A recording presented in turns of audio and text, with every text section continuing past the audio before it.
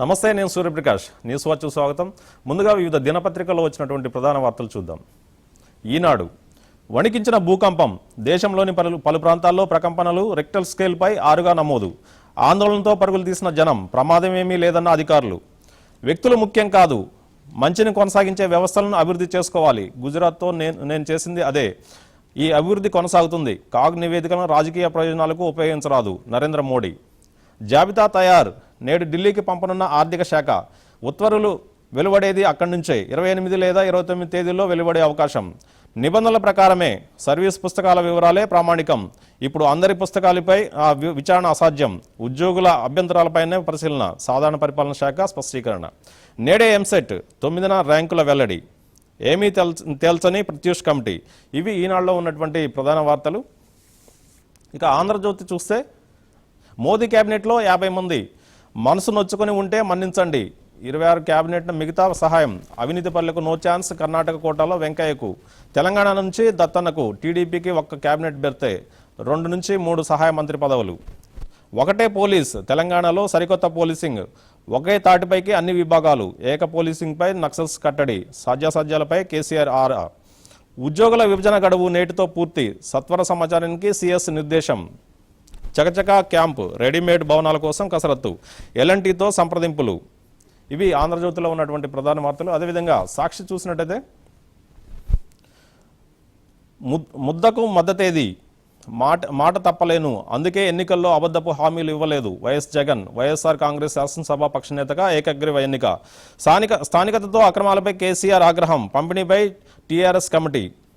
నా ప్రమాణ స్వీకారానికి రండి. భారత ప్రధానిగా నరేంద్ర మోడీ ప్రమాణ స్వీకార కార్యక్రమానికి హాజరు కావాలంటూ పాకిస్తాన్ ప్రధానమంత్రి నవాజ్ షరీఫ్, శ్రీలంక అధ్యక్షుడు మహేందర్ రాజపక్స, బంగ్లాదేశ్ ప్రధాని షేక్ హసీనా సహా సార్క్ అధినేతలందరికీ ఆహ్వానాలు. నిమిషం ఆలస్యమైన నో ఎంట్రీ. నేడే ఎంసెట్. ఇది సాక్షి దినపత్రికలో ఉన్నటువంటి ప్రధాన వార్తలు. ఇక సూర్య దినపత్రిక చూసినట్టయితే, హామీలు ఘనం, నిధులు శూన్యం, ఏం చేద్దాం. హామీల ఖరీదు 5.35 లక్షల కోట్లు.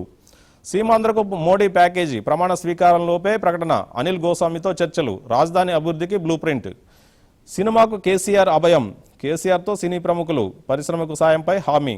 రాజధాని ఎలా ఉండాలి. చంద్రబాబు మదిలో కోటి ఆలోచనలు. ఆంధ్రప్రదేశ్ అసెంబ్లీలో ప్రతిపక్ష నేత జగన్. తీహార్ జైల్లో అరవింద్ కేజ్రీవాల్. ఒడిశా సీఎంగా నవీన్ పట్నాయక్. ఇవి బంగాళాఖాతంలో భూకంపం. ఇవి సూర్య దినపత్రికలో ఉన్నటువంటి ప్రధాన వార్తలు. అదేవిధంగా వార్త చూసినట్టయితే, విభజనపై మోడీ ఆరా. సీమాంధ్రకు ప్యాకేజీ, రాజధాని అంశాల పరిశీలన. 26న ఐఏఎస్ల పంపిణీపై సంతకం. హంగు స్థానాల్లో గులాబీ పాగా. సరికొత్త పొత్తులు, వలసలతో మారుతున్న రాజకీయ వాతావరణం. ఎంఐఎంతో కలిసి నిజామాబాద్ బోధనలో గెలుపు అవకాశాలు. వలసలతో మెదక్, వరంగల్ జడ్పీలో చైర్మన్ పీఠాలు. ఉత్తరాంధ్రలో భూకంపం. తప్పులు చేశాం, లోక్సభను నడపలేమని మనం దేశాన్ని ఎలా నడపగలం. ప్రియాంక గాంధీకి కీలక పాత్ర ఇవ్వాలి. మొయిలీ. వైఎస్ఆర్సీకి వలసల బెడద. ఇడుపులపాయ సమావేశానికి కొడాలి నాని డుమ్మా. హాజరైన ఎమ్మెల్యేలతో ప్రమాణం. ఇవి వార్తా దినపత్రికలో ఉన్నటువంటి ప్రధాన వార్తలు. ఇక నమస్తే తెలంగాణ చూస్తే, లోకల్ లొసుగులు నిగ్గు తేల్చేందుకు కమిటీ వేసిన కేసీఆర్. ఎక్కడి వారు అక్కడే. గుజరాత్ తొలి మహిళా సీఎం ఆనంద్ బీబెన్. నేడే ఎంసెట్. నిమిషం లేట్ అయినా నో ఎంట్రీ. పరీక్షకు అన్ని ఏర్పాట్లు పూర్తి. వణికించిన ప్రకంపనలు. ఢిల్లీ సహా తూర్పు ఉత్తర భారతంలో స్వల్ప భూకంపం. ఇవి నమస్తే తెలంగాణలో ఉన్నటువంటి ప్రధాన వార్తలు. ఇక ఆంధ్ర భూమి చూసినట్టయితే, స్థానికతపై కలహం. మళ్లీ వేడెక్కిన సచివాలయం. సీమాంధ్ర ఉద్యోగులవి తప్పుడు సర్టిఫికెట్లు. దర్యాప్తు జరిపించాలన్న టీ ఉద్యోగులు. వేగం పెంచండి. విభజనపై మోదీ ఆదేశం. 70 కాదు 50 కేంద్ర శాఖలు కుదించే యోచన. పలు మంత్రిత్వ శాఖల విలీనం. ఓర్పుగా కూర్పు. కేబినెట్పై దృష్టి పెట్టిన చంద్రబాబు. మహానాడు ఏర్పాట్లో బిజీ. ముందుగానే నైరుతి. బంగాళాఖాతంలో వాయుగుండం. కంపించిన భారతం. గడ్కరీ పరువు నష్టం కేసు. కేజ్రీవాల్ అరెస్టు. తిహార్ జైలుకు తరలింపు. 2 రోజుల జ్యుడిషియల్ కస్టడీ. ఇవి ఆంధ్ర భూమిలో ఉన్నటువంటి ప్రధాన వార్తలు. ఇక ఆంధ్రప్రభ చూసినట్టయితే, ఇద్దరూ బిజీ. అధికారిక కార్యక్రమాల్లో తలమునకలు. ఉన్నతాధికారుల ఎంపికపై ముమ్మర కసరత్తు. విభజన వేగిరపరచండి. కేంద్ర హోంశాఖ కార్యదర్శి అనిల్ గోస్వామికి మోడీ ఆదేశం. గాలివానల విభజన సమస్య. స్థానిక తకరారు. ఇక లౌకికవాదిగా మోడీ అడుగులు. పట్టాభిషేకానికి సార్క్ దేశాలకు ఆదేశం. గుజరాత్ని వీడి వెళ్తున్న పూలబాట్లో నడిపిస్తా. ఇవి ఆంధ్రప్రభలో ఉన్నటువంటి ప్రధాన వార్తలు చూడవచ్చు.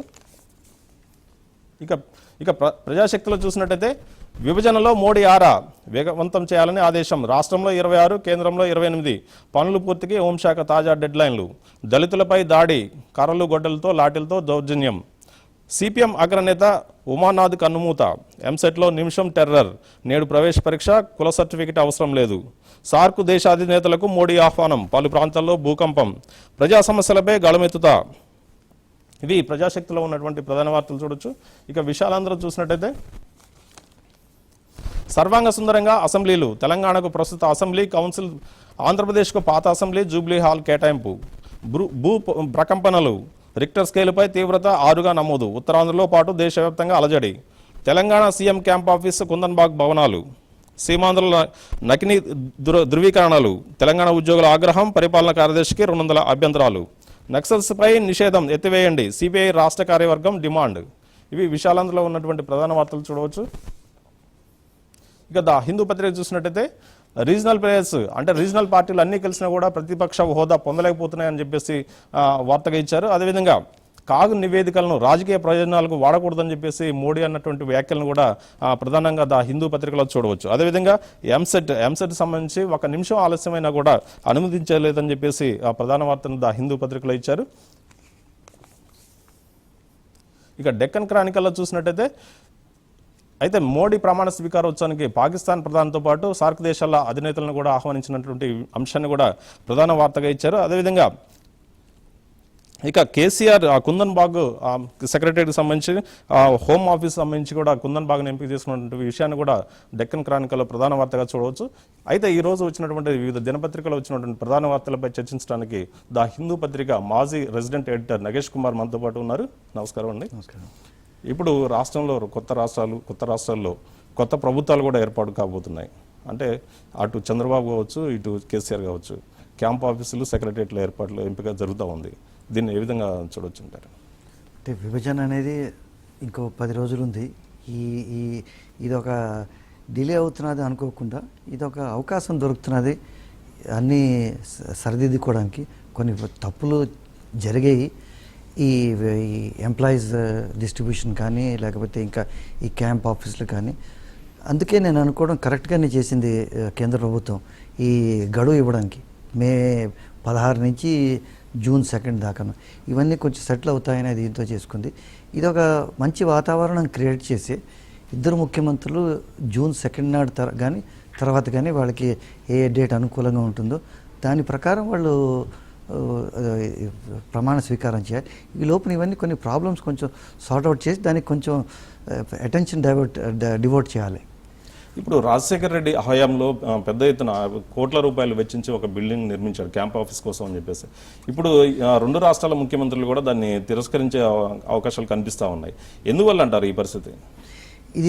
ఇది చాలా క్లారిటీ లేకుండా ఉంది, నాకు అర్థం కావట్లేదు. నేనైతే ఇది గత 30 ఏళ్ళుగా ఈ చర్చ వింటున్నాను.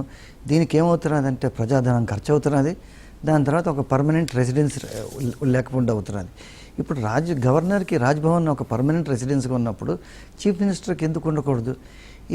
దీంతో కొంత మటుకు రాజకీయం మొదటి నుంచి అవుతున్నది. ఎన్టీ రామారావు ముఖ్యమంత్రి అవ్వగానే ఆయన ఎక్కడ ఉండాలి అనేది ఈ విషయం వస్తే లేక్ వ్యూలో ఉండాలని ఆయన చూస్ చేసుకున్నారు.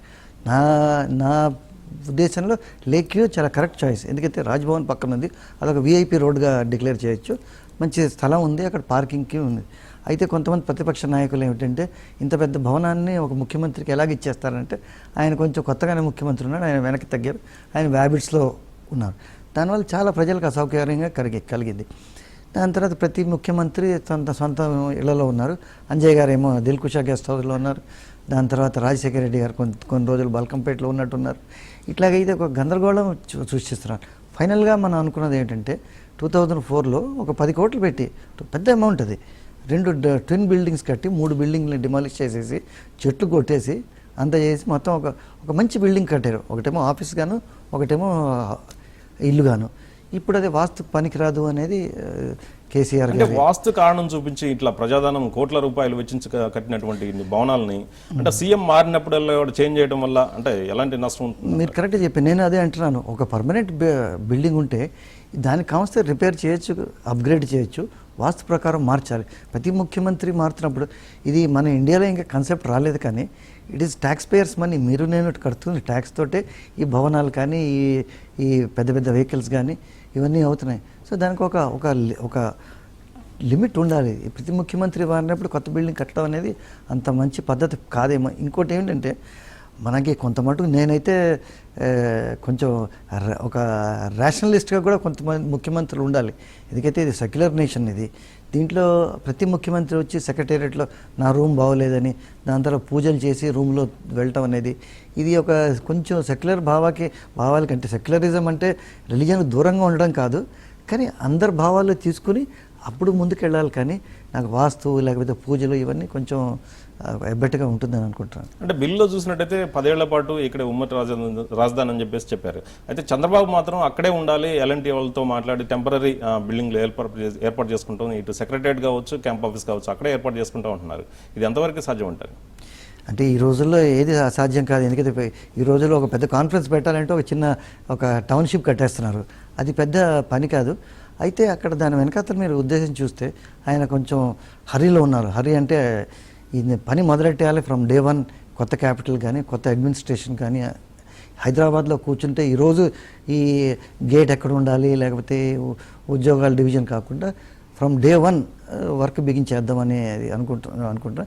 ఇదే పద్ధతిలో కేసీఆర్ కూడా ఏంటంటే ఆయన ప్రమాణం చంద్రబాబు నాయుడు ఇంకా డేట్ ఫిక్స్ కాలేదు. ఈయనైతే ఖచ్చితంగా లాల్ బహదూర్ స్టేడియంలో 2వ తారీఖున నేను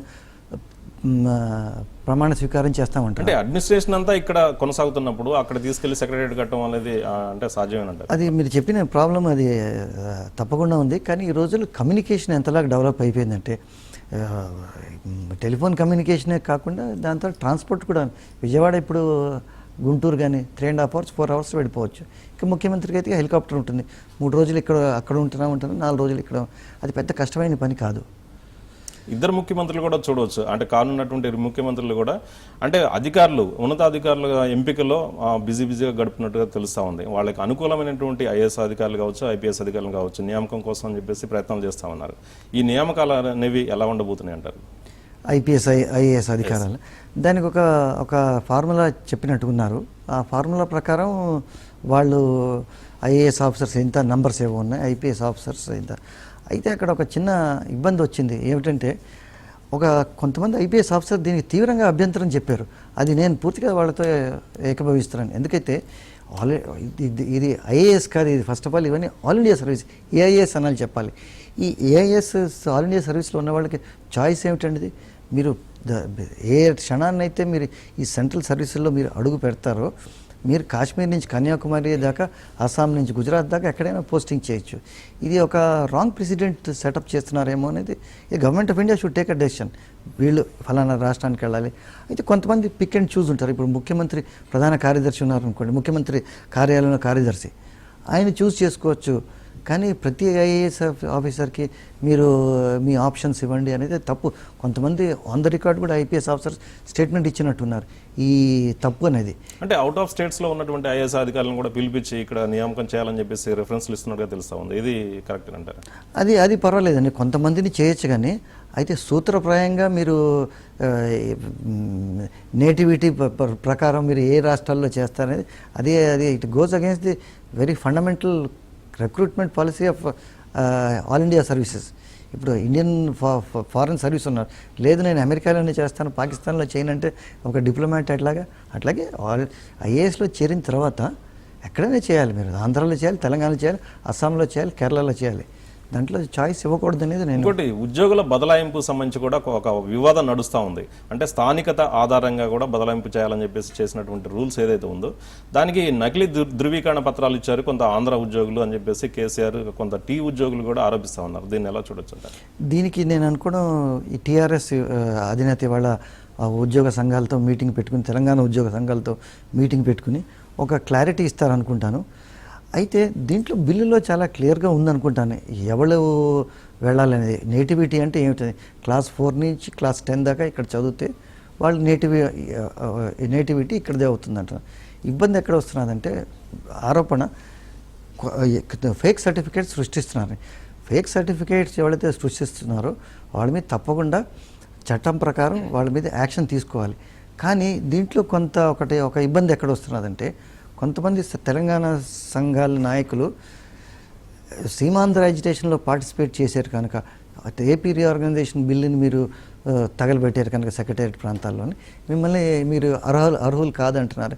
అది మరి కొంచెం అది రూల్కి విరుద్ధంగా అవుతుంది. ఫేక్ సర్టిఫికెట్స్ ఇచ్చినటువంటి వాళ్ళలో ఒక 200 మంది అభ్యంతరాలు ఇచ్చినటువంటి పరిస్థితి ఉంది. అంటే టీ ఉద్యోగులు ఎవరైతే ఉన్నారో ఒక 200 అభ్యంతరాలు వ్యక్తం చేశారు. వాటన్నిటిని కూడా ఇండివిజువల్గా పరిశీలించడం సాధ్యం కాదని చెప్పేసి అధికారులు చెప్తా ఉన్నారు. దీన్ని ఎలా చూడొచ్చు? మరి ఇండివిజువల్గా పరిశీలన చేయాలండి. ఎందుకైతే ఇప్పుడు ఎవరైనా తప్పులు ఒక అబ్జెక్షన్స్కి ఎందుకు అడిగారు అయితేను ఒక 24 hours అబ్జెక్షన్స్కి ఇచ్చారు.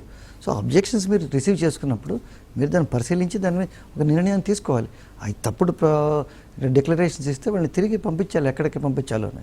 దాంట్లో కాంప్రమైజ్ లేదు. అంటే తెలంగాణ ఉద్యోగులు చేసినటువంటి అభ్యంతరాలను పరిశీలించకుండానే ఉద్యోగుల బదలాయింపు చేస్తే అంటే కేసీఆర్ కూడా ఉద్యోగుల సంఘాలతో ఒక కమిటీ ఏర్పాటు చేయడం, అంటే టీఆర్ఎస్ తరఫున ఒక కమిటీ ఏర్పాటు చేయడం, ఇవి ముందుకెళ్లే అవకాశం ఉందంటారా ఈ పరిస్థితుల్లో? ఇది ముందుకు వెళ్ళాలండి. ఎందుకంటే ఇప్పుడు కేసీఆరే కాకుండా మీరు ఇప్పుడు చదివిన పత్రికల్లోని చంద్రబాబు నాయుడు కూడా ఒక కమిటీ వేశారు. కేసీఆర్ ఏంటి, హరీష్ రావు, శ్రీనివాస్ గౌడ్, ఇంకో ఆయన ముగ్గురితో వేశారు. తెలుగుదేశం పార్టీ అధినాయకుడు ఆయన కమిటీ వేస్తున్నా పేర్లు బయటికి రాలేదు. ఇది ఇన్స్టెంట్గా అయిపోవడం అనుకోవడం అనేది తప్పండి. కొన్ని జరుగుతాయి. ఇది కొంచెం సమయం తీసుకుని చేయాలి. కానీ ఒకటి మనం ఇక్కడ అర్థం చేసుకోవాలి, ఇప్పుడు కొత్త రాష్ట్రాలు వస్తున్నాయి. తెలంగాణ ప్రజలు సంబరపడాలి. ఈ ఉద్యోగాలు బదలాయింపులు ఇది కాదు ఇప్పుడు విషయం. అయితే డెఫినెట్లీ తెలంగాణ ఉద్యమం రావడానికి కారణం, దాన్ని ఊపందుకోవడానికి కారణం, దాన్ని ముందుకు తీసుకెళ్ళడానికి కారణం చాలా మటుకు ఉద్యోగ సంఘాలే. మొదటి నుంచి వాళ్ళు ఉన్నారు. వాళ్ళు న్యాచురల్లీ వాళ్ళ కొన్ని హై ఎక్స్పెక్టేషన్స్ ఉన్నాయి. కానీ రాజకీయ నాయకత్వం ఏదైతే ఉందో వాళ్ళు వేరే విషయాలు కూడా చూసుకోవాలి. చాలా విషయాలు ఉన్నాయి. ఇప్పుడు సంతోషకరమైన విషయం ఏంటంటే కేసీఆర్ ఇవాళ రేపు ఇరిగేషన్ పవర్ మీద కాన్సన్ట్రేట్ చేస్తున్నారు. అవి రియల్ ఇష్యూస్. ఉద్యోగాలు ఎక్కడ ట్రాన్స్ఫర్ చేయాలి అనేది అది బ్యాక్ బర్నర్లో ఉండాలి. కానీ ఫ్రంట్ బర్నర్లో ఉంటే కష్టాలు వస్తాయి దానివల్ల. అంటే పోలీసు వ్యవస్థలో కూడా ఒక ప్రక్షాళన తీసుకొస్తామని చెప్పేసి కేసీఆర్ చెప్పాడు. దాని ప్రకారం అంటే ఒకటే పోలీసింగ్ వ్యవస్థ ఉండాలని చెప్పేసి అంటున్నారు. అది ఎంతవరకు సాధ్యం అంటున్నారు? అంటే ఒకటే పోలీస్ వ్యవస్థ అంటే ఇన్ని గ్రే హౌండ్స్ ఇవన్నీ ఇలాంటి ఉండకూడదనా?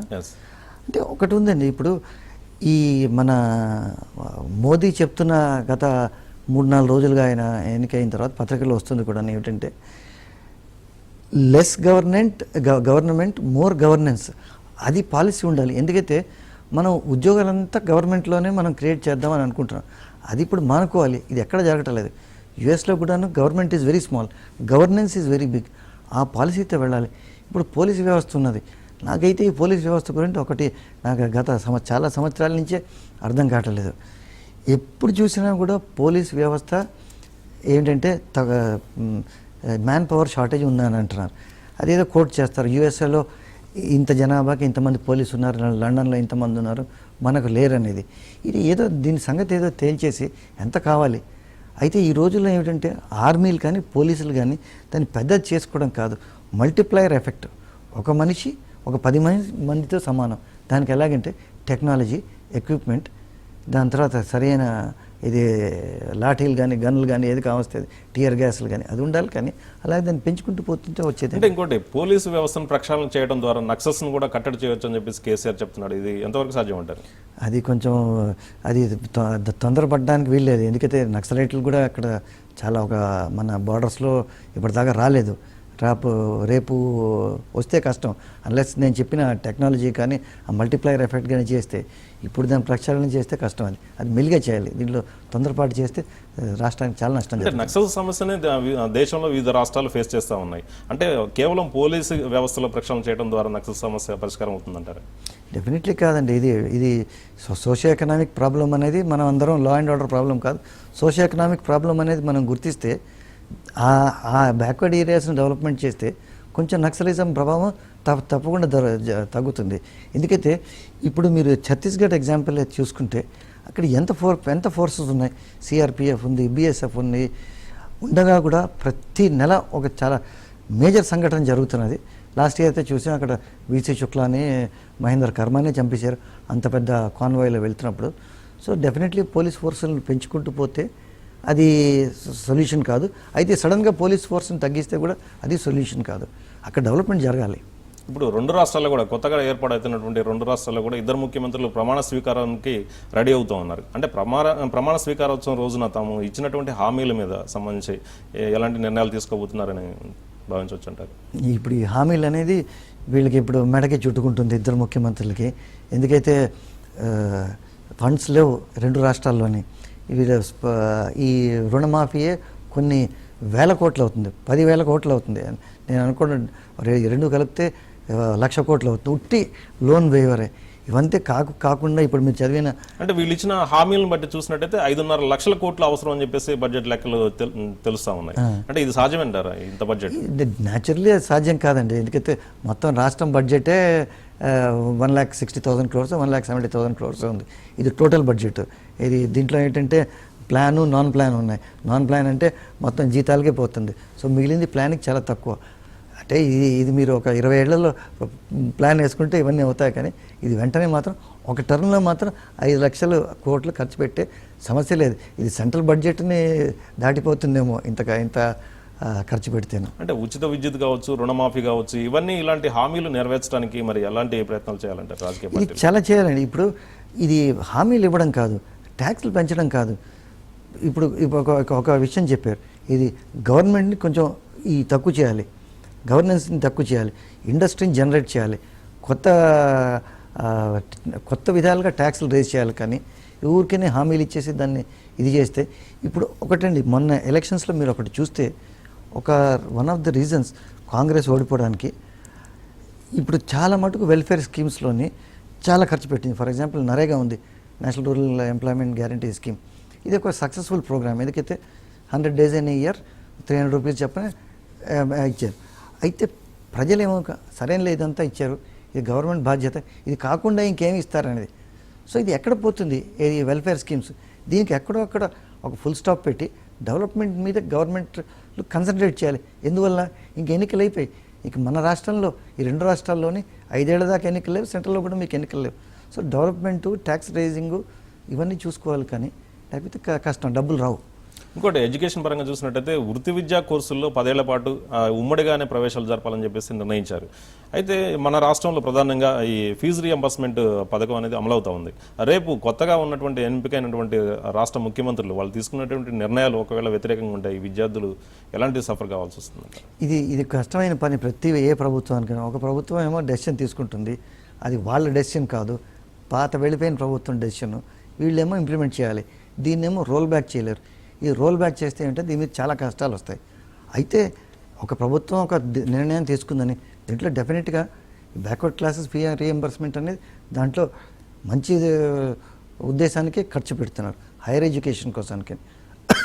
అయితే లీకేజీ స్టాప్ చేయాలి. దీంట్లోనే లీకేజీ స్టాప్ చేసేసి టార్గెటెడ్ ఎవరైతే ఉన్నారో వాళ్ళకే ఇచ్చేలాగా చూడాలి. అది అక్కడ చాలా ముఖ్యం. అంటే ఫీజు రియంబర్స్మెంట్ పథకాన్ని నమ్ముకొని దాదాపు 28 లక్షల మంది విద్యార్థులు అడ్మిషన్స్ పొందుతూ ఉన్నారు ప్రతి ఏటా కూడా, అంటే లబ్ధి పొందుతూ ఉన్నారు. వీళ్ళకి సంబంధించినటువంటి విషయంలో ఈ కొత్తగా ఏర్పడుతున్నటువంటి ముఖ్యమంత్రులు ఎలాంటి హామీ ఇవ్వాలంటారు? హామీ అది కంటిన్యూ కావాలి. అదే నేను చెప్పినట్టుగా ఇది వీళ్ళు వెనక్కి వెళ్ళలేరు. ఎందుకైతే వాళ్ళ ఆ సెక్షన్తో తిరుగుబాటు వస్తుంది. అయితే దీంట్లో మెయిన్ ఈ లాస్ట్ 5 years ఎప్పటి నుంచి రాజశేఖర రెడ్డి ఇంట్రొడ్యూస్ చేశారు, దీంట్లో అర్హులు కాని వాళ్ళకి డబ్బులు వెళ్ళిపోతున్నాయనేది ఆరోపణ.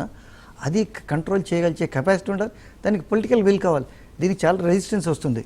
ఏమిటంటే మీరు వెంటనే ఎలిగేషన్ ఏమొస్తుందంటే మీరు బీసీలకి మీరు వ్యతిరేకంగా ఉన్నారని. దానికి ఒక పొలిటికల్ స్ట్రెంగ్త్ కావాలి. ఇంకోటి, మోడీ ప్రమాణ స్వీకారోత్సవానికి సార్క్ దేశాల ప్రతినిధులతో పాటు చుట్టుపక్కల ఉన్నటువంటి పాకిస్తాన్, బంగ్లాదేశ్, శ్రీలంక అధ్యక్షులతో వాళ్ళను కూడా ఆహ్వానించడం జరిగింది. దీన్ని ఎలా చూడొచ్చు అంటారు? ఇది it's a very welcome step అనేది, దీంట్లో ఎలాంటి అనుమానం లేదు. ఒక మోదీ ఏమిటంటే he has reached out to the SAARC nations. ఇప్పుడు దీంట్లో మీరు వెనక్కి వెళ్తే దీంట్లో కొంతమంది విమర్శిస్తారు ఏమిటంటే ఇది ఒక సింబాలికే, దీనివల్ల ఏమొస్తుంది, దీనివల్ల ఒక సమిట్ కాదు కదా, ఎందుకంటే ఇంతమందితో ఒకే రోజు మాట్లాడలేరు కదా. బట్ ఏంటంటే మనం ఒక పొరపాటు చేసాం. ఎప్పుడైతే నవాజ్ షరీఫ్ ప్రధానమంత్రిగా ఆయన ఎన్నికయ్యారో, నవాజ్ షరీఫ్ మన్మోహన్ సింగ్ని ఇన్వైట్ చేసి పాకిస్తాన్కి నా స్వేరింగ్ ఇన్ సెరమనీకి రావాలనేది. అయితే ఇండియా అప్పుడు కొన్ని కారణాల వల్ల, టెర్రరిస్ట్ యాక్టివిటీ వల్ల లేకపోతే ఇంకా ఏదో కారణాల వల్ల మన్మోహన్ సింగ్ వెళ్ళలేదు. మన్మోహన్ సింగ్ వెళ్ళకపోవడంతో ఇప్పుడు వాళ్ళు ఎలాగొస్తారు మన దేశానికి, అదొక సమస్య ఉండిపోయింది. దాని తర్వాత ఇది కొంచెం ఇంకోటి ఏంటంటే బంగ్లాదేశ్ ప్రైమ్ మినిస్టర్ షేక్ హసీనా, ఆమె జపాన్కి వెళ్తున్నారు అదే సమయంలోని. అయితే as a gesture it is very good. ఎందుకైతే ఈ గత ఇండియాలో ఇండిపెండెన్స్ వచ్చిన దగ్గర నుంచి గత 67 సంవత్సరాల నుంచి ఇండియాకి తన నైబర్స్ తోటి రిలేషన్షిప్ ఇంత పువర్ ఎప్పుడూ లేదు. సో దీనివల్ల వీళ్ళందరినీ ప్రమాణ స్వీకారానికి ఇన్వైట్ చేస్తే డెఫినెట్గా ఒక పాజిటివ్ సిగ్నల్ పోతుంది. ఇది చాలా మంచి డెసిషన్ తీసుకున్నారు. ఇది అంటే ఇలాంటి సంఘటనల ద్వారా అంటే పొరుగు రాష్ట్రాలతో దౌత్య సంబంధాలు మెరుగుపడే అవకాశం ఉందంటారు? డెఫినెట్గా ఇదవుతుంది. ఇప్పుడు మనకి శ్రీలంకతో ఉంది, ఈ పాకిస్తానే ఇప్పుడు ఇది బోల్డ్ డెసిషన్ అనేది పాకిస్తాన్ మీడియా అడ్వైజర్ నిన్న స్టేట్మెంట్ చేశారు. మనకి శ్రీలంకతో అసలు వర్స్ట్ రిలేషన్షిప్ ఉంది ఈ సమయంలో. ఎందువల్ల మన్మోహన్ సింగ్ శ్రీలంకకి మన ఒక 4 నెలల కిందట వెళ్ళలేదు. అది తమిళనాడు పార్టీస్ ఒత్తిడి వల్ల, ఎందుకైతే ఎస్పెషల్లీ డిఎంకే తర్వాత. సో వాళ్ళతో రిలేషన్షిప్ చెడిపోయి నేపాల్ గత 17 ఏళ్ళ నుంచి ఇండియా నుంచి ఒక ప్రధానమంత్రి నేపాల్ అనేది మనకి అసలు బార్డర్, ఒక్క ప్రధానమంత్రి వెళ్ళలేదు. సో ఇప్పుడు వాళ్ళని మనం పిలిస్తే ఒక చాలా పాజిటివ్ సిగ్నల్ వెళ్తుంది. ఇంకా దాని తర్వాత ఏంటంటే ఇండియా ఒక టైంలో నాన్ అలైన్ మూవ్మెంట్కి లీడర్షిప్ ఇచ్చిన ఇండియా, అలాంటిది ఇప్పుడు సార్కి కూడా లీడర్షిప్ ఇచ్చే పరిస్థితులు లేదు. ఎందుకైతే మన ఇంటర్నల్ ప్రాబ్లమ్స్తో మనం బాక్డౌన్ అయిపోయాం. సో ఇది ఒక మంచి అవకాశం సార్క్లో మనం లీడర్షిప్ ఎస్టాబ్లిష్ చేయడానికి, లీడర్షిప్పే కాదు సార్క్లో ఫ్రెండ్షిప్ ప్రమోట్ చేయడానికి. ఇప్పుడు పార్లమెంట్లో చూసినట్టయితే ప్రతిపక్ష హోదా అనేది ఎవరికి కూడా దక్కే పరిస్థితులు కనిపించట్లేదు. కాంగ్రెస్ పార్టీకి ఎలాగో లేదు. అదేవిధంగా ప్రాంతీయ పార్టీలు చూసినా కూడా అన్ని ఒక 2-3 ప్రాంతీయ పార్టీలు ఏకమైనా కూడా ప్రతిపక్ష హోదా దక్కట్లేదు. దీన్ని ఎలా పరిశీలించవచ్చు అంటారు? అంటే పార్లమెంట్ ఏమిటంటే అక్కడ లీడర్ ఆఫ్ ఆపోజిషన్ ఉంటారు కానీ లీడర్స్ ఆఫ్ ఆపోజిషన్ ఉండరు. సో పార్లమెంట్లో రూల్ ఏమిటంటే మనకి అసెంబ్లీలో ఉన్నాం, అఫ్కోర్స్ అసెంబ్లీ రూల్స్ అంతా పార్లమెంట్ రూల్స్ నుంచి వస్తాయి. 10% ఆఫ్ ది స్ట్రెంగ్త్ ఉండాలి. అది 54-55 అంతా వస్తుంది. సో కాంగ్రెస్కి వచ్చింది 44. ఇప్పుడు ఇక్కడ ముఖ్యం ఏంటంటే అయితే దీంట్లో ఏంటంటే లీడర్ ఆఫ్ ఆపోజిషన్ ఉంటే క్యాబినెట్ హోదా ఉంటుంది, కొంచెం దాంట్లో డిస్క్రిషన్ ఉంటుంది స్పీకర్కి, ఒక ఇటు అటు అయినా కూడా. కానీ ఇక్కడ క్యాబినెట్ స్టేటస్ ఉన్న వల్ల public exchequer, public money is involved. ఒక లీడర్ ఆఫ్ ఆపోజిషన్కి సెంట్రల్ క్యాబినెట్ ర్యాంక్ ఉంటుంది. సో నేను అనుకోవడం ఎవరైతే స్పీకర్ అవుతారో ఇవ్వరు. అయితే ఇక్కడ అంతకన్నా ముఖ్యమైన ఏమిటంటే పెద్ద పార్టీలు 3 ఉన్నాయి ఇండియాలోని ఇప్పుడు, ఈ 2 పార్టీలు కాకుండాను. అయితే ఇప్పుడు ఇంకోటి ఇక్కడ తమాషా ఏంటంటే ఇండియాలో నేషనల్ పార్టీస్ 2 ఉన్నాయి, ఇది కాంగ్రెస్ను బీజేపీ. సో ఇప్పుడు ఈ 3 parties TMC, ADMK, Biju Janata Dal, వీళ్ళు 3 కలిసి ఒక ఆపోజిషన్ ఫ్రంట్, ఒక కొత్త ఫ్రంట్ని సృష్టిస్తున్నారు. దానికి కాంగ్రెస్కి చాలా సివియర్ దెబ్బ. సో కాంగ్రెస్ ఇప్పుడు రీజనల్ పార్టీ అయిపోయే ప్రమాదం ఉంది, కొన్ని రాష్ట్రాలకే పరిమితం అయిపోయిన రీజనల్ పార్టీ. అయితే ఒకటి మర్చిపోకూడదు, కాంగ్రెస్ ఇప్పటికీ 9-10 రాష్ట్రాల్లో వాళ్ళకి రాష్ట్ర ప్రభుత్వాన్ని వాళ్ళు శాసిస్తున్నారు. నేను అనుకోవడం అది సంఖ్య 13 అనుకుంటాను. అంటే ఇలా రీజనల్ పార్టీలు 3 పార్టీలు కూడా ఏకమై ఒక ప్రతిపక్ష హోదా పొందగలుగుతాయి అంటారు, లేకపోతే దానికి అంటే సింగిల్ పార్టీకే ఉండాలంటారు? సింగిల్ పార్టీకి ఉండాలి, అది ఒక ఫ్రంట్కి ఉండలేదు. ఒక సింగిల్ పార్టీకి ఫ్రంట్ అనేది ప్రభుత్వంలో రాగలదు కానీ లీడర్ ఆఫ్ ఆపోజిషన్కి వాళ్ళకి స్పీకర్ విల్ నాట్ రికగ్నైజ్ ఒక ఫ్రంట్, ఒక పార్టీకే ఉండాలి. ఇప్పుడు మోడీ చూసినట్టయితే గుజరాత్ను తన హయాంలో ఒక మోడల్ స్టేట్గా తీసుకొచ్చాడు దేశంలోనే. ఇప్పుడు గుజరాత్ సీఎంగా బయటకు వచ్చే ప్రధాని కాబోతున్నాడు. ఆనందీబెన్ ఆ అభివృద్ధిని కొనసాగించే అవకాశాలు ఉన్నాయంటారా? అది చాలా ఇంపార్టెంట్ క్వశ్చన్. ఎందుకైతే ఇప్పుడు నిన్న ఆనందీబెన్ మనం చూస్తే మోదీ సెలక్షన్నే, దాంట్లో ఎలాంటి డౌట్ లేదు. అయితే ఆనందీబెన్ చాలా ఎక్స్పీరియన్స్ లీడరు. ఆవిడ ఇంతకుముందు ప్రభుత్వాల్లో చేశారు, దాని తర్వాత మొత్తం మోదీకి శిష్యురాలు. అయితే ఈ మోదీ చేసిన అంటే ఆయన రోజుకి 18 గంటలు పనిచేస్తున్నాడు పొద్దు నుంచి రాత్రి దాకా. అయితే నేను అనుకున్న మోదీ గుజరాత్ని డెఫినెట్గా ఒక కన్ను వేసి ఉంచుతారు. సో అక్కడ ఏదైనా దారి తప్పితే his guidance will always be there for the state. అది కాకుండా వాళ్ళకి మెజారిటీ ఉంది, దాని తర్వాత కాంగ్రెస్ పార్టీ చాలా వీక్గా ఉంది. మొన్న లోక్సభ ఎన్నికల్లో 26 సీట్లు వచ్చేసాయి. So that way she will be very comfortable ఈ తన పార్టీ ఎజెండాని ముందుకు తీసుకెళ్ళడానికి. ఇంకోటి మోడీ ప్రభుత్వంలో బెర్త్ కోసం అని చెప్పేసి ఇటు తెలంగాణలో కావచ్చు, సీమాంధ్రలో కావచ్చు, అంటే 2 పార్టీలు కూడా తెలుగుదేశం పార్టీ, ఇటు బీజేపీ నాయకులు కూడా ఎదురు చూస్తూ ఉన్నారు. అంటే ఎవరికి దక్కే అవకాశం ఉందంటారు? మన ఇద్దరికి డెఫినెట్గా దక్కుతుంది. ఎందుకైతే మొన్న సెంట్రల్ హాల్లో మాట్లాడిన ప్రకారం ఆయన రీజనల్ పార్టీస్కి చాలా పెద్దపీట వేశారు. ప్రతి వాళ్ళ చేత డయస్ మీద వచ్చి మాట్లాడించారు, అందరూ బాగా కూడా మాట్లాడారు. అది కాకుండా ఇంకా చాలా చిన్న పార్టీలు నార్త్ ఈస్టర్న్ పార్టీలో అంతకన్నా ఏమిటంటే తమిళనాడులో పార్టీలు, ఇప్పుడు తమిళనాడులో ఒక ఫ్రంట్ ఉంది, ఆ పేరు ఏమిటో గుర్తు రావట్లేదు.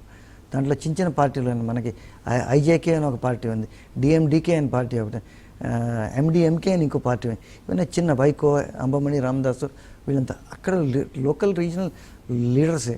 కానీ నేషనల్ లెవెల్లోకి వస్తే వీళ్ళు పెద్ద లీడర్స్ కాదు, వాళ్ళకు కూడా పెద్ద పెట్టేశారు.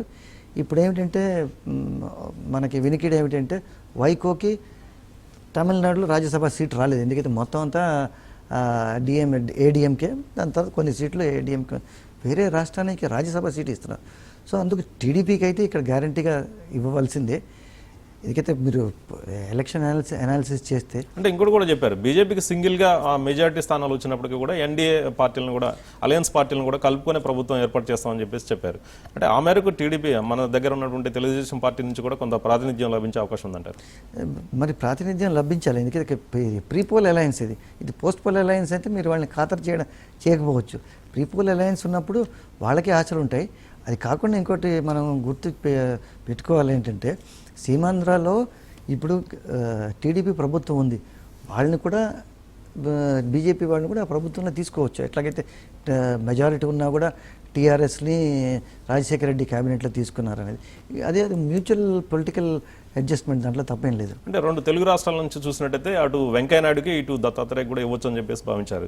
అయితే వెంకయ్యనాయుడుకి కర్ణాటక కోటా నుంచి ఇస్తారని చెప్పేసి ఈ మధ్య వార్తలు వస్తూ ఉన్నాయి. ఈ నేపథ్యంలో ఆంధ్రప్రదేశ్ నుంచి ఎవరికి ప్రాతినిధ్యం అవకాశాలు ఉన్నాయంటారు? ఆంధ్రప్రదేశ్ నుంచి నేను అనుకోవడం అక్కడ హరిబాబుకే ఇంకా ఇద్దరే ఎంపీలు ఉన్నారు అక్కడ, రెండో అంటే గంగరాజు.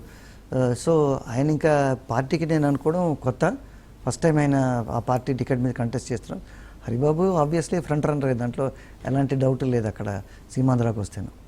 ఇప్పుడు మొన్న జరిగినటువంటి జిల్లా పరిషత్ కావచ్చు, మున్సిపల్ చైర్మన్ ఎన్నికలు కావచ్చు, వీటన్నిటిలో కూడా చాలా స్థానాల్లో తెలంగాణలో హంగ్ వచ్చినటువంటి స్థానాలు ఎక్కువగా ఉన్నాయి. ఇప్పుడు టీఆర్ఎస్ అధికారంలోకి వచ్చిన తర్వాత ఆ హంగు ప్లేస్లన్నీ కూడా టీఆర్ఎస్ దక్కించే అవకాశం ఉందంటారా? ఇది ఎప్పుడు ఈ పాత చరిత్రలు చూసినా ఏదైతే ప్రభుత్వంలోకి వస్తుందో రాష్ట్రంలోని ఏదో విధంగా మేనేజ్ చేసుకుని వాళ్ళు ఇది చేస్తారు. ఎందుకైతే ఆ జిల్లా పరిషత్కి రేపు మనకి ఎలాగైతే రాష్ట్రానికి కేంద్రం నుంచి డబ్బులు అవసరం ఉంటుందో ఆ జిల్లా పరిషత్ కూడా అలాగే అవసరం ఉంటుంది. నాకేమీ ఆశ్చర్యం ఉండదు ఒకవేళ ఇవన్నీ జిల్లా పరిషత్లన్నీ టీఆర్ఎస్కి, ఎందుకైతే ఇప్పుడు డిఫెక్షన్స్ బాగా పెద్ద ఎత్తున జరుగుతాయి. ఇప్పుడు మీరు మేదక్ సీట్ అనుకుంటా కదా, మేదక్ సీట్లో ఆయన క్యాండిడేట్ టీఆర్ఎస్కి డిఫెక్ట్ అయిపోయాడు, టీడీపీ క్యాండిడేట్ గజ్వేల్లో మేదక్ అని. సో అది జరిగే, అంటే బోధన్ కావచ్చు, నిజామాబాద్ కావచ్చు, అదేవిధంగా మెదక్, వరంగల్, ఈ 4 జిల్లాల్లో కూడా అలాగే ఉన్నాయి. అంటే ఈ నేపథ్యంలో అంటే మొత్తం కూడా హంగ్ వచ్చినటువంటి మొత్తం కూడా టీఆర్ఎస్ఏ కైవసం చేసుకునే అవకాశాలు ఉన్నాయంటారు? ఇప్పుడు ఫస్ట్ థింగ్ ఏంటంటే అక్కడ యాంటీ డిఫెక్షన్ లా వర్తించదు. ఇది మన స్టేట్ లెవెల్లో కానీ అసెంబ్లీలో కానీ పార్లమెంట్లో జరిగినట్టుగా అది కైవసం చేసుకుంటే ఎలా ఆశ్చర్యం ఏమీ లేదు, చేసుకుంటారనేది నేను అనుకుంటాను కూడా. వైఎస్ఆర్సీపీ పార్టీ చూసినట్టయితే ఇప్పటికీ 67 స్థానాలు గెలుచుకుంది. అయితే ఆ పార్టీకి ఒక రిజిస్టర్డ్ పార్టీగా కొనసాగుతున్నటువంటి ఆ పార్టీ ఎమ్మెల్యేలను కాపాడుకోవడం కోసం అని చెప్పేసి నిన్న జరిగినటువంటి సమావేశంలో ప్రమాణ పత్రాలు తీసుకున్నాడు. అంటే ఈ ఎమ్మెల్యేలు జారిపోకుండా ఈ ప్రమాణ పత్రాలు ఎంతవరకు అడ్డుకోగలగుంటారు? ప్రమాణ పత్రాల విలువ, కాగితం విలువ కన్నా తక్కువే. ఎందుకైతే ఇక్కడ ప్రమాణ పత్రం విలువ కాదు, మీకు కాన్స్టిట్యూషనల్ అమెండ్మెంట్ ఏదైతే యాంటీ డిఫెక్షన్ లా అది మీకు వర్తిస్తుంది, కానీ ఇది కాదు. ఇంకా నేను అనుకోవడం ఎటు వెళ్ళిపోతారు అంటే టీడీపీలో వెళ్ళిపోతారు అనేది ప్రమాదమా, లేకపోతే కాంగ్రెస్లో వెళ్ళిపోతారు? కాంగ్రెస్ అనేది మొత్తం తుడుచుకుపోయింది, వెళ్ళిపోతే టీడీపీకి వెళ్ళిపోవాలి. కానీ నేను కూడా టీడీపీ తన రికార్డుని చెడగొట్టుకుంటుంది వీళ్ళందరినీ చేర్చుకుని. ఎందుకైతే ఒక చాలా క్లియర్ మెజారిటీ ఉంది, హాఫ్ వే మార్క్ 88 ఉన్న కావస్తే టీడీపీకి బీజేపీకి 106 ఉంది. వాళ్ళు డిఫెక్షన్స్ని ఎంకరేజ్ చేసి వాళ్ళకి వచ్చేది ఏమిటి? ఏమీ రాదు. నేను అనుకోవడం అది జరిగే పని కాదు. అంటే చంద్రబాబు తప్పుడు హామీలు ఇవ్వబట్టికే ప్రజలు ఓట్లేశారని చెప్పేసి జగన్ ఆరోపించడం, అదేవిధంగా 5 ఏళ్ల తర్వాత మళ్ళీ అధికారంలోకి వస్తామని చెప్పేసి జగన్ చెప్తా ఉన్నాడు. ఇది ఎలా చూడొచ్చు అంటారు? 5 ఏళ్ల తర్వాత ఏం జరుగుతుంది అనేది ఎవరు చెప్పలేరు. ఎందుకంటే చంద్రబాబు నాయుడు కూడా అలాంటి హామీలు ఇచ్చారు, తెలంగాణలో 5 ఏళ్ల తర్వాత మేము పవర్లోకి వస్తామనేది. అక్కడ నరేంద్ర మోదీ కూడా నేను మళ్ళా ప్రభుత్వంలోకి వస్తామన్నారు. బట్ ఈ హామీలు ఉన్నాయి, ఈ ఎన్నికల్లో అందరూ హామీలు ఇస్తున్నారు. ఒక హామీలో ఒక 10% అయినా ఒకవేళ ఇంప్లిమెంట్ చేయగలిస్తే ఇంప్లిమెంట్ చేసే ఉద్దేశం ఉండొచ్చు, సొమ్ములు ఉండాలి, సొమ్ములు లేవు. సో ఆ హామీలు ఎలక్షన్ హామీలు ఎందుకు? ఇప్పుడు ప్రతి పార్టీ అంటున్నారు నేను ఎలక్షన్స్లో మిమ్మల్ని కొన్ని మాటలు అన్నాను, అది అన్నది తిరిగి తీసుకుంటున్నాను. ఎన్నికల ముందు మన ఇండియాలో దురదృష్టం ఏంటంటే ఎన్నికల ముందు ఒక చెప్తున్నారు, ఎన్నికల తర్వాత ఇంకోటి చెప్తున్నారు. ఇప్పుడు టీఆర్ఎస్ పార్టీ మజ్లిస్తో స్నేహం అనేది ఎటువైపు దారితీస్తుందంటారు? అంటే అది కొంచెం చెప్పాల్సింది ఏంటంటే టీఆర్ఎస్కి సహాయం కావాలి. అది ఎందుకైతే సిటీలో టీఆర్ఎస్ ఆల్మోస్ట్ జీరో. అయితే ఒక్క మన సికింద్రాబాద్ సీట్ తప్పితే టీఆర్ఎస్కి ఏమీ సీట్ లేదు. సో వాళ్ళకి ఎంఐఎం సపోర్ట్ కావాలి. కానీ ఎంఐఎం ఇక్కడ ఆపర్చునిజం ఎక్కడి నుంచి వచ్చిందంటే వాళ్ళు సుల్తాన్ సలావుద్దీన్ ఓవైసీ బతికుండగా అప్పటి నుంచిను వాళ్ళు కాంగ్రెస్ ఒక సెక్యులర్ పార్టీ, వాళ్ళతోటే మేము ఉంటాం అనేది ఒక డెసిషన్ తీసుకున్నారు. కాంగ్రెస్ ఇప్పటికీ తెలంగాణలో ఉంది, అది పార్టీ ఫినిష్ అయిపోలేదు. సీమాంధ్రలో కాంగ్రెస్ను వదిలేసి ఒక గట్టి కారణం ఏమి లేదు. గ్రేటర్ హైదరాబాద్ మీద కూడా కాన్సన్ట్రేషన్ చేసినట్టుగా తెలుస్తా ఉంది టీఆర్ఎస్ పార్టీ. దానికోసం అని చెప్పేసి మజ్లిస్ స్నేహం చేస్తుంది. అదే టీఆర్ఎస్కి స్ట్రెంగ్త్ ఇక్కడ ఆబ్వియస్లీ చాలా తక్కువ ఉంది. అయితే ఒకటి మర్చిపోకూడదు, టీఆర్ఎస్ కూడా అంత డెస్పరేట్గా ఉండక్కర్లేదు. ఇప్పుడు మీరు మల్కాజ్గిరి సీట్ రిజల్ట్స్ చూస్తేనో టీఆర్ఎస్కి చాలా పెద్ద ఎత్తున ఓట్లు వచ్చాయి మైనంపల్లి హనుమంతరావుకి. సో టీఆర్ఎస్ కూడా అక్కడ అంత డెస్పరేట్గా ఉండక్కర్లేదు. కొంచెం గట్టిగా ప్రయత్నం చేస్తే టీఆర్ఎస్ ఇది ఏమిటంటే హైదరాబాద్ని డెఫినెట్గా పొలిటికల్గా పార్టీ పరంగా నెగ్లెక్ట్ చేశారు. మున్సిపల్ ఎలక్షన్స్ కంటెస్ట్ చేయలేదు, జిహెచ్ఎంసీ ఎలక్షన్స్ కంటెస్ట్ చేయలేదు. దానికి ఇప్పుడు మూల్యం చెల్లిస్తున్నారు. అందుకు వీళ్ళు మజ్లిస్తో వెళ్ళవలసి వస్తున్నది. ఇప్పుడు డిప్యూటీ సీఎంలు ఇద్దరిద్దరు అంటున్నారు, అటు తెలంగాణ కావచ్చు, ఇటు సీమాంధ్రలో కావచ్చు. ఈ ఇద్దరిద్దరు డిప్యూటీ సీఎంల వల్ల అంటే నాయకుల్ని సాటిస్ఫై చేయడం కోసం అంటారా, లేకపోతే ఏమైనా ప్రయోజనం ఉంటుందంటారా? డిప్యూటీ సీఎంకి ప్రోటోకాల్ విలువ తప్పితే ఇంకేమైనా విలువ ఉందా? రిపబ్లిక్ డే, ఇండిపెండెన్స్ డే పరేడ్లో నెంబర్ 2 కూర్చోవడం కానీ, అసెంబ్లీలో ముఖ్యమంత్రులు కూర్చోవడం కాకుండా ఒక డిప్యూటీ సీఎంకి కరెక్ట్ పోర్ట్ఫోలియోస్ ఇస్తే అప్పుడు ఇంపార్టెన్స్ వస్తుంది. లేకపోతే డిప్యూటీ సీఎంగా చేయడం అనేది ఒక ఎలక్షన్లో ఇచ్చిన హామీ పూర్తి చేయడం కానీ, లేకపోతే కొన్ని సామాజిక వర్గాలను సాటిస్ఫై చేయడానికి కానీ దానివల్ల ఎలాంటి ప్రాధాన్యత లేదు. ఇప్పుడు ముఖ్యమంత్రి తన పవర్స్, ఇప్పుడు చెప్పండి, ఏ ముఖ్యమంత్రి అయినా లా అండ్ ఆర్డర్ ఇస్తారా ఉప ముఖ్యమంత్రికి? జనరల్ అడ్మినిస్ట్రేషన్ ఇస్తారా ఉప ముఖ్యమంత్రికి? ఎవరు ఇవ్వరు. ఇస్తే అప్పుడు ఎస్ ఉప ముఖ్యమంత్రికి ఇచ్చారు. మీరు ఏదో చిన్న పోస్ట్ ఇచ్చి ఉప ముఖ్యమంత్రి చిన్న పోర్ట్ఫోలియో ఇచ్చి ఉప ముఖ్యమంత్రి చేస్తే ఏమి లాభం? ఇంకోటి చూడవచ్చు, రాష్ట్ర వ్యాప్తంగా కూడా ఈరోజు ఎంసెట్ పరీక్ష జరుగుతూ ఉంది. దాదాపు 4 లక్షల మంది విద్యార్థులు రాస్తూ ఉన్నారు. ఒక్క నిమిషం ఆలస్యమైనా కూడా లోనికి పరీక్షా హాల్లోకి అనుమతించేది లేదని చెప్పేసి అధికారులు చెప్తా ఉన్నారు. అంటే విద్యార్థులకు సంబంధించి ఎన్ని కఠిన చర్యలు తీసుకుంటున్నప్పటికీ కూడా కొన్ని లోటుపాట్లు జరుగుతూ ఉన్నాయి. దీన్ని నియంత్రించడానికి అధికారుల పరంగా ఎలాంటి చర్యలు తీసుకోవాలంటారు? అయితే ఈ రూల్ చూస్తుంటే అసలు చాలా హార్ష్గా కనబడుతున్నది. ఒక్క నిమిషం లేట్గా వెళ్ళినా కూడా ఈ ఎంసెట్కి చదువుకునే ఎంసెట్ ఎగ్జామ్ రాస్తున్న వాళ్ళు 8వ క్లాస్ నుంచి మొదలెడతారంటే ఒక 4 ఏళ్ళు 5 ఏళ్ళు చదువు తర్వాత ఎంసెట్కి సిద్ధం అవుతారు. ఒక్క నిమిషం లేట్ అయితే దాన్ని హాల్లోకి రానివ్వడం, ఇది హార్ష్గా కనబడుతుంది. కానీ పాత ఎక్స్పీరియన్స్ ఇంకోటి కూడా చెప్పారు వాళ్ళు, అంటే గంట ముందుగానే ఆ పరీక్షా కేంద్రానికి చేరుకోవాలి, ట్రాఫిక్ ఇబ్బందులు చూసుకొని అని చెప్పేసి ముందుగానే పదే చెప్తూ వస్తున్నారు. ఈ నేపథ్యంలో విద్యార్థులు ముందుగా అలర్ట్ కావడంలో ఇలాంటి నిర్ణయాలు తీసుకోవాలంటారు. అంటే కొంతమందికి ఇబ్బందులు ఉంటాయి, ట్రాఫిక్లో ఇబ్బందులు, కానీ ప్రతి వాళ్ళకి ఒక కారు ఒక స్కూటర్ లేని వాళ్ళు కొంతమంది ఉంటారు కదా, బస్సుల్లో వచ్చేవాళ్ళు ఉంటారు కదా. అయితే దీంట్లో ఇంతకుముందు చాలా మనం చూసాం, మనం పీజీ సెట్ ఎగ్జామ్స్లో అవకతవకలు జరిగాయి. సో వాళ్ళు ఎక్స్ట్రా కేర్ఫుల్గా ఉంటున్నారు. అయితే అంత హార్ష్గా చెప్పడం అనౌన్స్మెంట్ చేశారు, బాగానే ఉంది. కానీ ఇవాళ ఎగ్జామ్లో నేను అనుకోవడం, పిల్లలు ఒక నిమిషం లేట్ వస్తే వాళ్ళని పంపించడం అనేది చాలా ఒక క్రూరత్వం అవుతుంది. ఎందుకైతే మనం అసలు కడుపు తరికిపోతుంటుంది. ఎస్పెషల్లీ ఆడపిల్లలు గేట్ దాకా వచ్చేసి అక్కడ గేట్ దగ్గర పోలీస్ మ్యాన్ కానీ బండ్రోత్ కానీ నువ్వు వెళ్ళిపో అంటే అది చాలా హార్ష్గా అనిపిస్తుంది. కొంచెం అక్కడ ఈ ఒక లీవే ఇస్తే నష్టమేం లేదనుకుంటున్నాను. సరే, ఇంకోటి కూడా చూడొచ్చు, అంటే కౌన్సిలింగ్కి ముందే ఈ ఫీజు రియంబర్స్మెంట్ మీద ఒక నిర్ణయం చేయాల్సింది ప్రభుత్వానికి. అంటే ఇప్పటివరకు కూడా అధికారులకు ఎలాంటి ఆదేశాలు కూడా రాలేదు. అంటే ఈ ప్రవేశ పరీక్షలన్నీ కూడా ముగుస్తూ ఉన్నాయి, కౌన్సిలింగ్ కూడా జూన్లో స్టార్ట్ అవుతున్నాయి. దీని మీద ఎలాంటి చర్యలు తీసుకోవాలంటారు ప్రభుత్వ పరంగా? అంటే ఫీ రియంబర్స్మెంట్ ఇంజనీరింగ్ కాలేజెస్గా మొదట తీసుకోవాలంటే మరి అది ఎట్లా తీసుకుంటారు? ఎగ్జామ్ కాకుండాను కౌన్సిలింగ్ ముందే అనౌన్స్ చేయాల్సి ఉంటుంది. అది ఇది ఫీ రియంబర్స్మెంట్. అవును, దాన్ని మీరు చెప్పింది కరెక్టే. ఒక పాలసీ లేడౌన్ చేస్తే ఒక స్పష్టత వస్తుంది. ఎందుకంటే ఇప్పుడు ఇంకోటి దీంట్లో ఎంబీబీఎస్ ఫీజులు పెంచే ప్రతిపాదన చూస్తుంటే చాలా భయం వేస్తున్నది. ఎందుకైతే అది లక్షల్లో పోతున్నది. అది కాకుండా ఒక కొత్త ఎగ్జామ్ పెడదాం అనుకుంటున్నారు. ఇది ఒక ప్రైవేట్ ఎగ్జామ్ ఎంసెట్ మేనేజ్మెంట్ కోటాలో. సో అది చూస్తుంటే భయం వేస్తున్నది. ఈ ఫీజుకి ఒక క్లారిటీ వస్తే కానీ స్టూడెంట్స్ కానీ పేరెంట్స్ కానీ చాలా ఇబ్బందులు పడతారు. థ్యాంక్ యూ అండి నగేష్ కుమార్ గారు. ఇది ఇవాళ న్యూస్ వాచ్ కార్యక్రమం. రేపటి న్యూస్ వాచ్లో మళ్ళీ కలుద్దాం. Stay tune.